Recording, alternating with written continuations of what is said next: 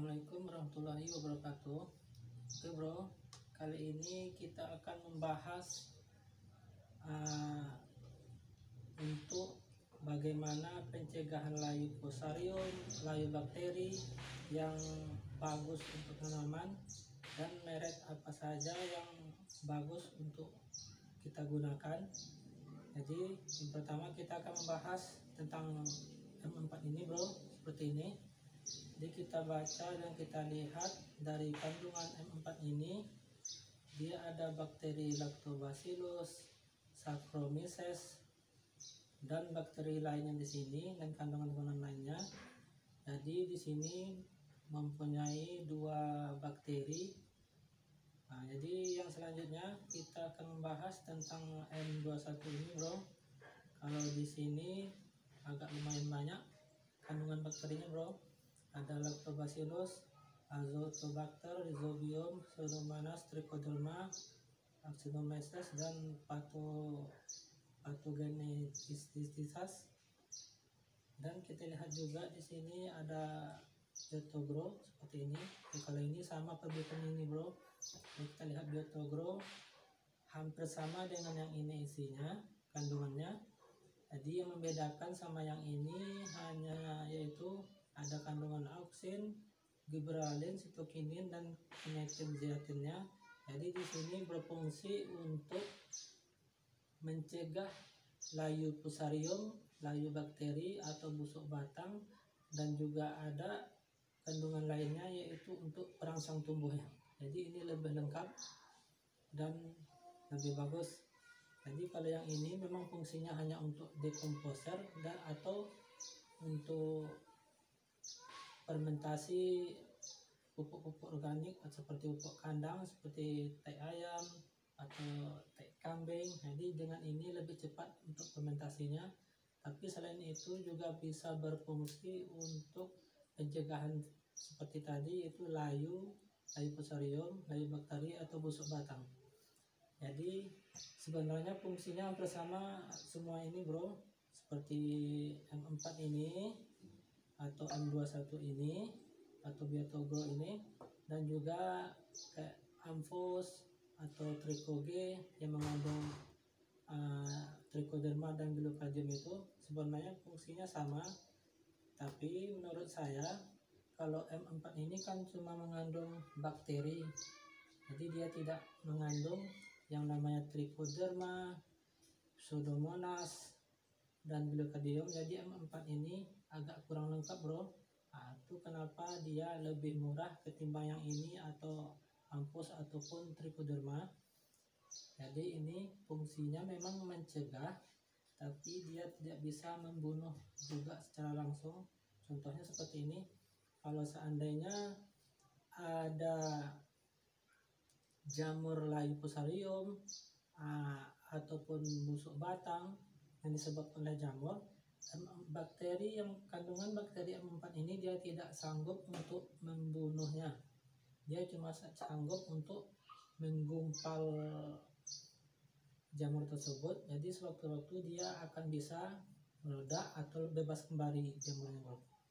Jadi ini cuma bisa mencegah atau menghambat perkembangan jamur, bukan untuk membunuhnya. Tapi kalau untuk layu bakteri ini bisa membunuh bakteri pengganggu untuk tanaman kita.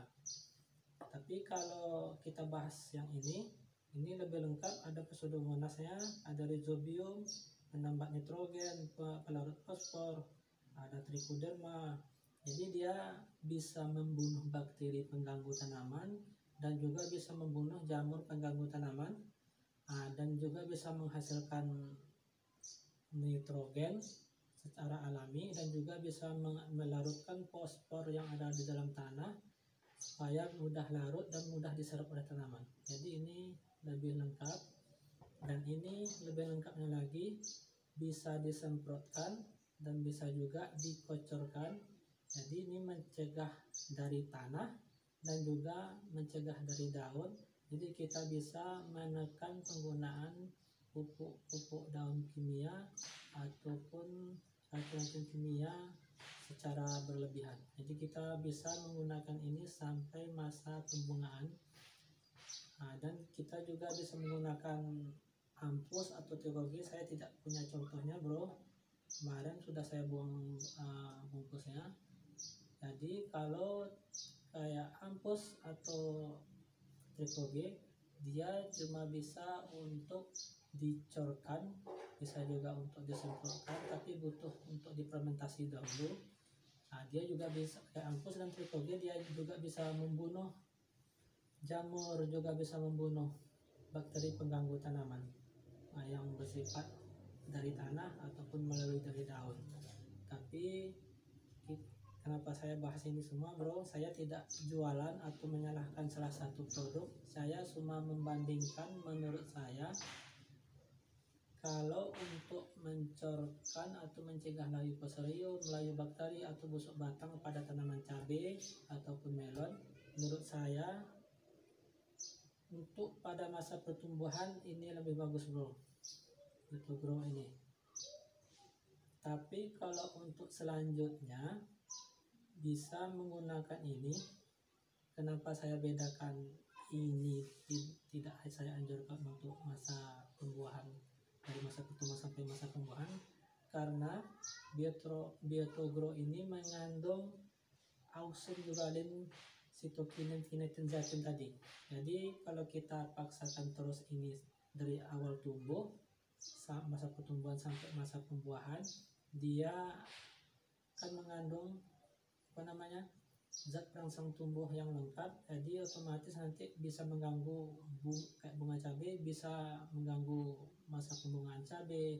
Lalu kalau tanaman cabai ataupun melon terlalu banyak perangsang tumbuhnya, dia bisa membuat bunga cabai atau bunga melon rontok bro. Nah, jadi kenapa kita sarankan ini, lebih bagus disarankan ini untuk masa pertumbuhan. Jadi kalau masa pembuahan ini dihentikan untuk mencegah bunga rontok ataupun putiknya rontok. Jadi kalau sudah masuk masa pertumbuhan, saya sarankan ini, soalnya ini kandungannya lengkap seperti ini, tapi bedanya yang ini tidak mengandung perangsang tumbuh tadi seperti glualin, auxin, sitokinin, zeatin, kinetin. Nah, jadi dia tidak mengandung itu. Jadi ini khusus untuk mencegah penyakit-penyakit ataupun patogen-patogen tanah ataupun daun yang mengganggu tanaman cabai, melon ataupun tanaman-tanaman lainnya. Ataupun bisa juga kita menggunakan ampus tadi dan tricoge tadi. Nah, kalau tricoge ataupun ampus mulai dari awal tanam sampai panen bisa digunakan, tapi melalui sistem cor. Kalau seandainya kita mau menggunakan untuk dari cor dan daun, kita butuh proses fermentasi, karena kan kandungan ampus dan tricogenya kan kayak serbuk ya, jadi dia tidak bisa disemprotkan, cuma bisa dicorkan secara langsung ke lubang tanam-tanaman kita. Nah, dengan catatan supaya lebih bagus cara kerjanya, supaya lebih kuat cara kerjanya, cara kerja semua ini bro, kita jangan lupa menggunakan gula merah ataupun gula pasir yang sudah dilarutkan bersama air, dan kita masukkan ini, baru kita aduk, baru kita curkan ke tanaman kita sesuai dengan dosis anjuran yang ada tertera di kemasan. Oke bro, jadi terserah pada semua penonton sekalian, saya sudah menjelaskan semuanya. Jadi kalau seandainya ada yang mau ditanyakan silahkan, tetapi jangan lupa like, share, and subscribe-nya supaya kita lebih semangat lagi dalam membagi ilmu-ilmu tentang pertanian. Dan kalaupun ada yang mau ditanyakan silahkan, dan saya mohon maaf kalau seandainya ada yang salah ataupun kurang pas dalam penyampaian ataupun ilmunya kurang mantap, jadi tolong mohon maaf, dan nanti kita bisa sharing bersama di kolom komentar kalau seandainya mau bertanya ataupun masukan kritik dan sarannya untuk channel saya ini, supaya channel kita ini bisa berkembang dan kita lebih semangat lagi dalam berbagi. Oke bro, cukup sekian, subscribe channel ini untuk episode berikutnya.